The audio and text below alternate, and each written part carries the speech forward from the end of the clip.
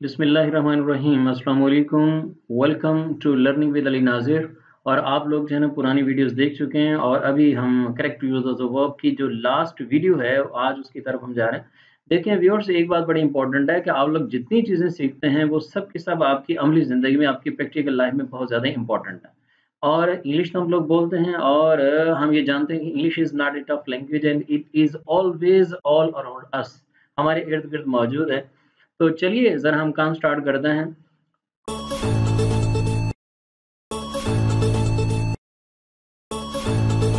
Clue number 14 है और यहाँ पर 3 अल्फ़ाज़ यहाँ पर मौजूद हैं आपके सामने। अगर आप लोग देखते हैं तो आपको अंदाज़ा होना चाहिए कि हमारे पास पहला लफ्ज़ है जस्ट, दूसरा है ऑलरेडी, तीसरा है येट।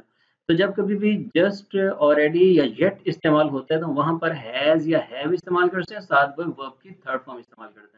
व्यूअर्स, ये तो आप लोगों को पता है कि हैज़, हैव और हैड के बाद हमेशा वर्ब की थर्ड फॉर्म ही इस्तेमाल होती है।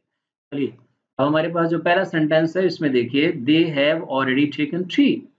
अब आपको पता चल रहा है कि ऑलरेडी जो है वो अंडरलाइन में किया, इट मीन कि दिस इज ए क्लू, कि हमारे पास क्लू है। और इस क्लू की मदद से you are able to find out कि you are to apply have and third form of the verb, have and third form of the verb. जब भी किसी सेंटेंस में ऑलरेडी इस्तेमाल होगा हम वहां पर हैव को या हैज को इस्तेमाल करेंगे, साथ में थर्ड फॉर्म यूज करेंगे। यहाँ पर दे की वजह से हमने हैव लगाया, they have already taken three. Sentence number 2 में देखिएगा जरा, the boys have just reached. यहाँ पर आप इस्तेमाल कर रहे हैं जस्ट, और जस्ट ने बताया देखो भी आपको अप्लाई करना है हैव और थर्ड फॉर्म यानी रीच्ड। नेक्स्ट सेंटेंस नंबर 3 है, she has not yet completed her course. Yet, yet बता रहे हैं कि हैज इस्तेमाल करें और third form of the verb का इस्तेमाल करें। यानी हमें पता चल रहा है कि जब भी किसी सेंटेंस में जस्ट, ऑलरेडी, येट इस्तेमाल होगा हम वहां पर हैज या हैव इस्तेमाल करेंगे और साथ में थर्ड फॉर्म को यूज करेंगे। That's very good. And now there is something that is related to the clue number 15. आप क्लू नंबर 15 में देख रहे हैं कि everyone है, anyone है, someone है, none है, neither है। इस neither को neither भी पढ़ा जा सकता है या each है। अगर आपके पास किसी सेंटेंस में everyone आ जाए, anyone आ जाए, someone आ जाए, none आ जाए, neither आ जाए, each इस्तेमाल हो जाए, हम वहां पर सिंगुलर हेल्पिंग वर्ब लगाते हैं या वर्ब जो है वो सिंगुलर लगाते हैं। सिंगुलर हेल्पिंग वर्ब, पहले तो हेल्पिंग वर्ब का अंदाजा लगा लें, is, are, am, was, were, will, shall, can, could, may, might, sure, must, ये सारे के सारे हेल्पिंग वर्ब्स हैं। अगर देखें आपके पास आर आया हुआ तो आप इज लगाओगे, अगर वर आया हुआ है तो वॉज लगाओगे। और सिंगल वर्ब का मतलब ये होता है कि हम वहां पर वर्ब के साथ एस या ईएस का इस्तेमाल करते हैं, बिकॉज वहां पर सब्जेक्ट बेसिकली सब्जेक्ट है वो सिंगुलर यूज हो रहा होता है। चलिए तो पहले सेंटेंस की तरह चलते हैं। Someone has drop the glass, किसी ने ग्लास गिरा दिया है। तो समवन इस्तेमाल हो रहा है, तो जब समवन इस्तेमाल होगा आप वहां पर हैज और थर्ड फॉर्म का इस्तेमाल करेंगे। सॉरी, समवन के साथ हम हैज लगाएंगे, हैव नहीं लगा सकते। Someone has drop the glass, तो हमने यहाँ पर क्या किया भला, समवन की वजह से हैज का इस्तेमाल किया। नेक्स्ट देखिएगा जरा, हमारे पास इस्तेमाल हो रहा है everyone. Everyone is responsible for his fate, हर कोई अपने नसीब का जिम्मेदार है। इंसान पैदा होता है, गरीब पैदा हो जाए कोई प्रॉब्लम कोई नहीं, उसका कोई कसूर कोई नहीं, लेकिन अगर गरीब मरेगा तो ये उसी का कसूर है। भाई देखो, our fate is in our own hands, we can make it good, we can make it bad, it is entirely up to us. तो everyone is responsible for his fate, तो हम ये यहाँ पर देख रहे हैं कि एवरीवन की वजह से आप इसका इस्तेमाल कर रहे हो। सेंटेंस नंबर 3 में देखिएगा, नन इस्तेमाल हो रहा है, none of the boys was ready to go. देखें आप कभी कंफ्यूजन होइएगा कि बॉयज आया हुआ तो हमने वर लगाना है क्योंकि इसके करीब है, ऐसा नहीं है। असल आपका सब्जेक्ट है वो नन है, तो नन ऑफ द बॉयज, लड़कों में से एक भी ऐसा नहीं था जो जाने पे तैयार होता। तो यहाँ पर आपका जो नन है वो बता रहा है कि हमने वॉज का इस्तेमाल करना है। नेक्स्ट सेंटेंस है कि जरा, none forgets me in prayers, कोई भी ऐसा बंदा नहीं जो मुझे दुआ में भूल जाए। बड़ी सादा सी बात है कि नन इस्तेमाल हो रहा है, वर्ब सिंगुलर का मतलब है कि हमने वर्ब के साथ एस का इस्तेमाल कर दिया है।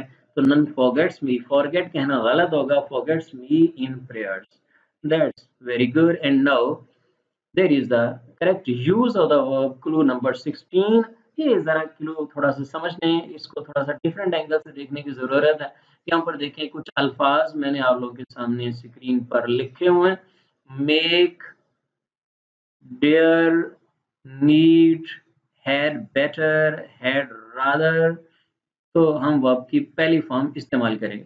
यहाँ पर मैं एरो नहीं लगा सका, एरो की अपने माइंड में बना लीजिएगा और आप ये समझ लें कि जब कभी भी किसी सेंटेंस में मेक आएगा, डेयर आएगा, नीड आएगा, हैड, बेटर, हैड, रादर आता है, हम वहाँ पर वर्ब की पहली फॉर्म इस्तेमाल करते हैं।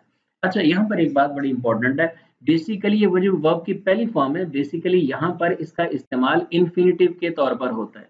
इन्फिनिटिव का मतलब है two plus first form of the verb. आप टू के साथ वर्ब की पहली फॉर्म का इस्तेमाल करते हैं, तो हम उसे कहते हैं कि ये इन्फिनिटिव है। To go, to play, to move, ये हमारे पास है ट्रू, हम लगाकर वर्ब की पहली फॉर्म को लगा दें तो ये इन्फिनिटिव कहलाता है। अब असल बात ये है कि हमने जो इन्फिनिटिव लगाना है वो टू के बगैर लगाना है, यानी he had better go there, had better इस्तेमाल हो रहा है, ये हमारा इंडिकेटर है, ये हमारा क्लू है।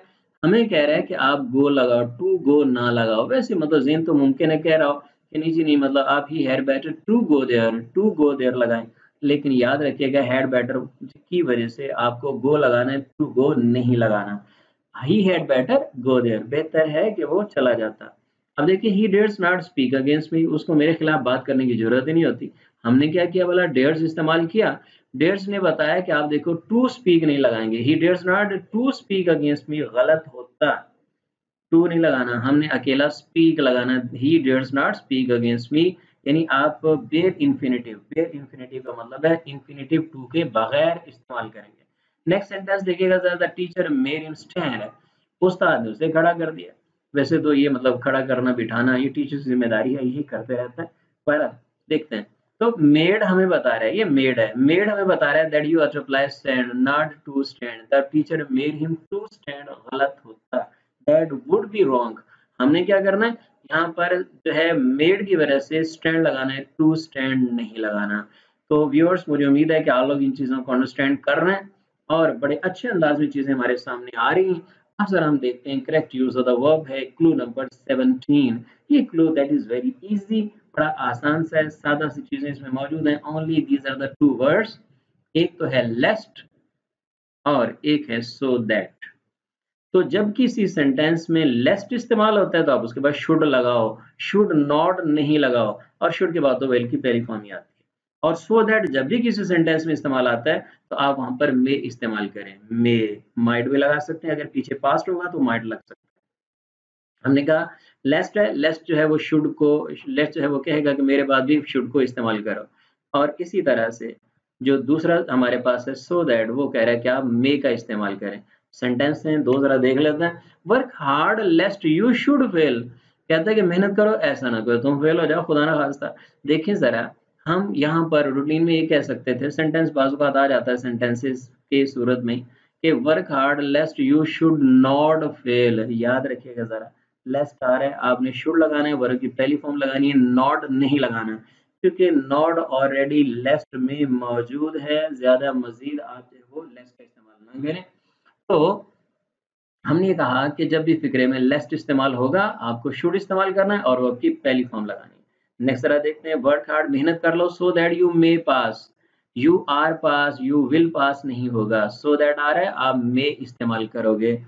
तो सो दैट, ताकि यू मे पास, आप पास हो जाओ। वर्क हार्ड सो दैट कह रहा है कि हमने वहां पर मे का इस्तेमाल करना है। तो व्यूअर्स आपने देखा कि लेस्ट के बाद शुड को फॉलो करते हैं और सो दैट के बाद मे लगाते हैं। चलते हैं जरा इससे आगे क्लू नंबर 18 की तरफ। क्लू नंबर 18 में आपके पास है with, along with, besides, as well as और except. With, along with, besides, as well as और एक्सेप्ट।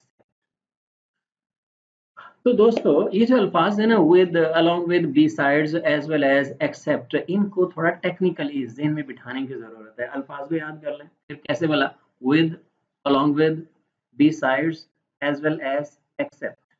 तो जब भी आप with, along with, besides, as well as और एक्सेप्ट को लेते हैं तो हमने क्या करना है, हमें पता होना चाहिए कि उस सेंटेंस में दो सब्जेक्ट होंगे। जिस सेंटेंस में विद आ जाए, अलॉन्ग विद आ जाए, बिसाइड्स आ जाए, एज वेल एज आ जाए, एक्सेप्ट आ जाए, और उस सेंटेंस में दो सब्जेक्ट मौजूद हों, तो हमने क्या करना है भला, हमने वहां पर जो वर्ब का इस्तेमाल करना है, वर्ब का इस्तेमाल करना है और हेल्पिंग वर्ब का इस्तेमाल करना है। According to the subject one, यानी S1 के मुताबिक, सब्जेक्ट वन के मुताबिक हम वर्ब लगाएंगे या हेल्पिंग वर्ब लगाएंगे। अच्छा, इसको ना जब तक हम एग्जांपल में नहीं समझेंगे शायद it becomes somewhat problem for us, हमारे लिए मुश्किल है, मुमकिन है मुश्किल हो जाए। अब देखिए जरा, जब हमने कहा कि दे एज वेल एज आई वर है और वॉज है, दो ऑप्शन है हमारे पास, गोइंग देयर। हमने क्या कहा कि जब भी फिक्रे में विद आता है, अलोंग विद आता है, बिसाइड्स आता है, एज वेल एज आ जाता है, एक्सेप्ट आ जाता है, तो आप वर्ब या हेल्पिंग वर्ब जो होगा वो सब्जेक्ट वन के मुताबिक लगाएंगे। अब जरा देखते हैं कि सेंटेंस नंबर वन में सब्जेक्ट वन कौन सा है।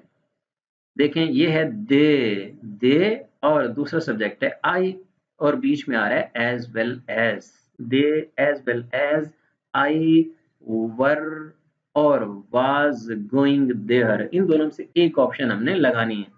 तो सब्जेक्ट वन कौन सा है? दे कह रहा है भाई मेरे साथ तो वर ही लगाओ। दे कभी कहा आपने कि दे? नहीं जी, वाज लगता है, दे के साथ आपको वर लगाना है, क्योंकि सब्जेक्ट वन को वी आर टू फॉलो। तो they as well as were going there, वो मतलब मैं भी, वो हैं, वो जा रहे थे और मैं भी जा रहा था।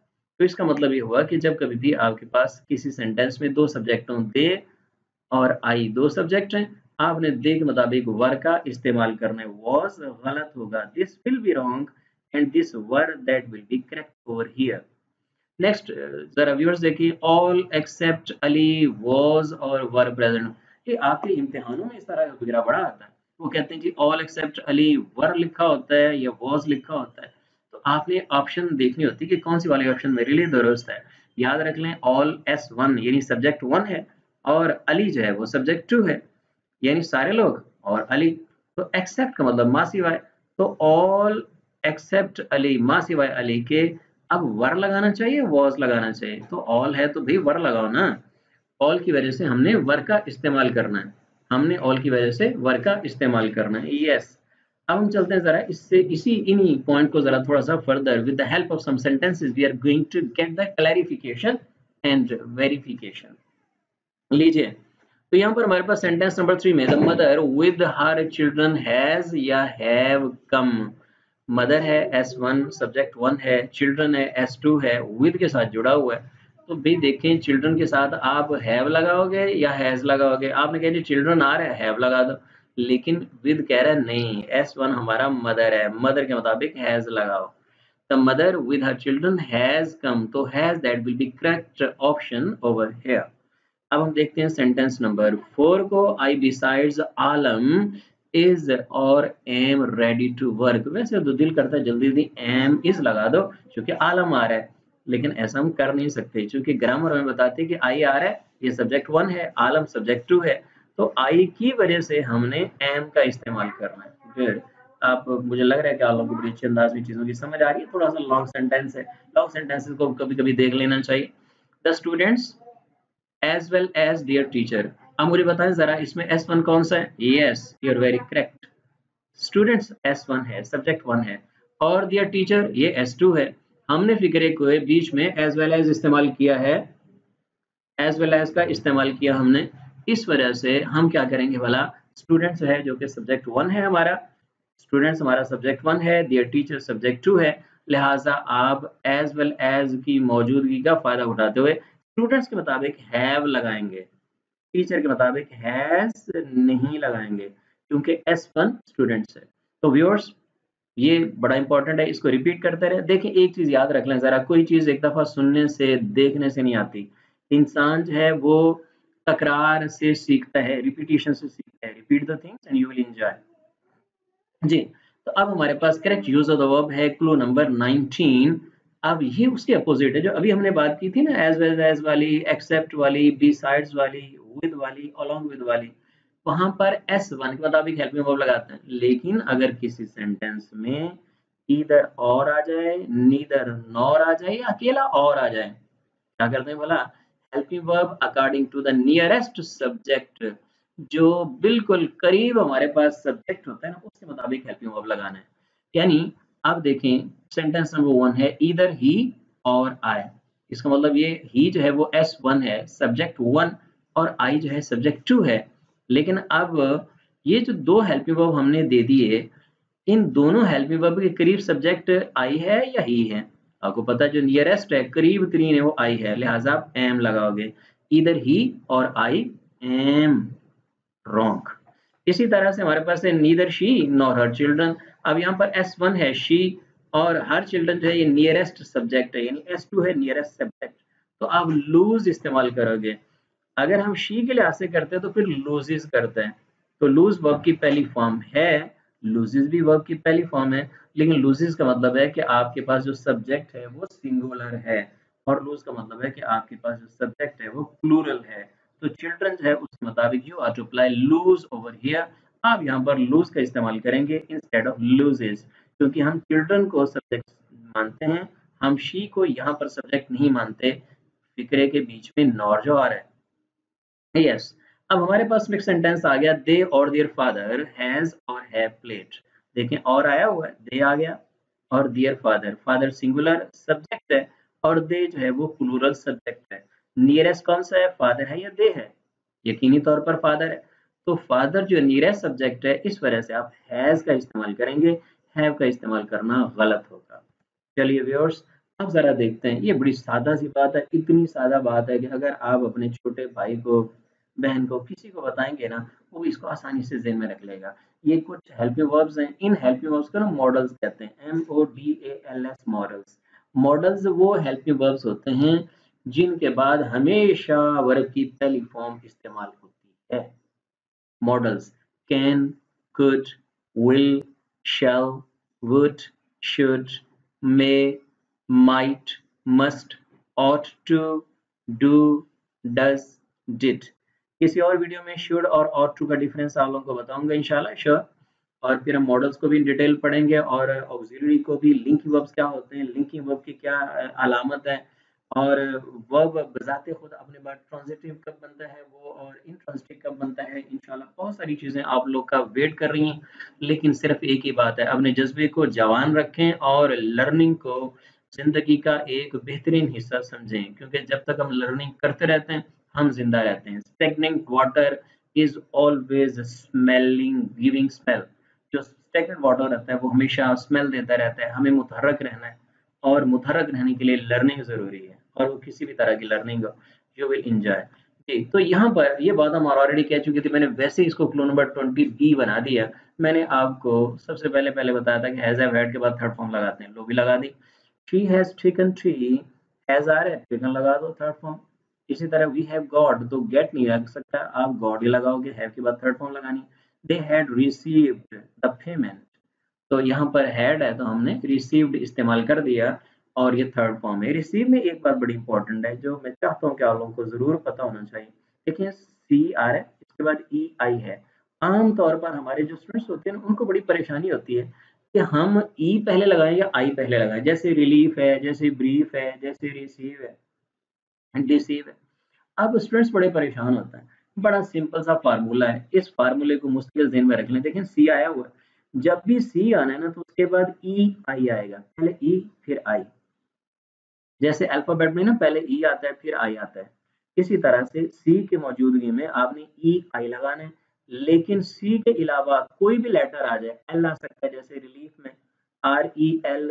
अब आप सोचें कि ई आई लगाएं या आई ई लगाएं, सादा सी बात है, आई पहले लगाओ ई बाद में लगाओ। यानी सी के लिए रूल जो है वो अल्फाबेटिकल ऑर्डर वाला है, और जो अदर देन सी है उसके लिए जो ऑर्डर होगा वो अपोजिट टू अल्फाबेट ऑर्डर, जो रूटीन ऑर्डर है उसके अपोजिट होगा। तो हमने रिलीफ का क्या करना है वाला, हमने करना है RELIEF। ब्रीफ का क्या करना है, BRIEF, आई पहले ई बाद में, माँ सिवाय सी के। तो व्यूअर्स, मुझे उम्मीद है कि आप लोगों को चीज़ें जो है वो आपकी लर्निंग में इजाफा हो रहा है। मैं चाहता हूँ कि आप लोग कमेंट्स भी करें और चैनल को सब्सक्राइब करें, ताकि आपको नई नई वीडियोस भी मिलती रहे और इंकरेजमेंट भी मिलती रहे। और एक बात बड़ी इंपॉर्टेंट है, देखें अगर आप लर्निंग, आप अपनी प्रॉपर लर्निंग करते रहोगे तो इंशाल्लाह ताला आपकी जो स्किल हैं डेवलप होंगे। जैसे आपका स्किल डेवलप होगा तो स्किल इज़ लाइफ बेसिकली, आपकी लाइफ डेवलप होगी। कम्युनिकेशन जो है ना वो किंग स्किल कहलाता है, किंग स्किल। और मैं चाहता हूँ कि मेरे जितने भी जानने वाले फेलोज हैं, मेरे व्यूअर्स हैं, वो इस स्किल के अंदर बेहतरीन अपनी जो है परफॉर्मेंस देने लगे। तो होपफुली अब नेक्स्ट एक और चीज़ हम करने जा रहे हैं, वो ये चीज़ होगी कि हमारी अपनी जो प्रोनाउंसिएशन है, there are different ways that how you are able in order to improve your pronunciation. हम बहुत से अल्फाज को गलत अंदाज में बोलते हैं, इस तरह से कि हमारे पास लफ्ज़ है कंफर्टेबल, तो हम उसको कंफर्टेबल बोलते हैं, वेजिटेबल हम बोल देते हैं, वेजिटेबल बोलना चाहिए। ये कैसे है, ये किस तरह से है, इस तरह की बहुत सारी बातें हैं that will be given in the next videos inshallah. Stay blessed and enjoy at your homes and enjoy with your family. Thanks a lot.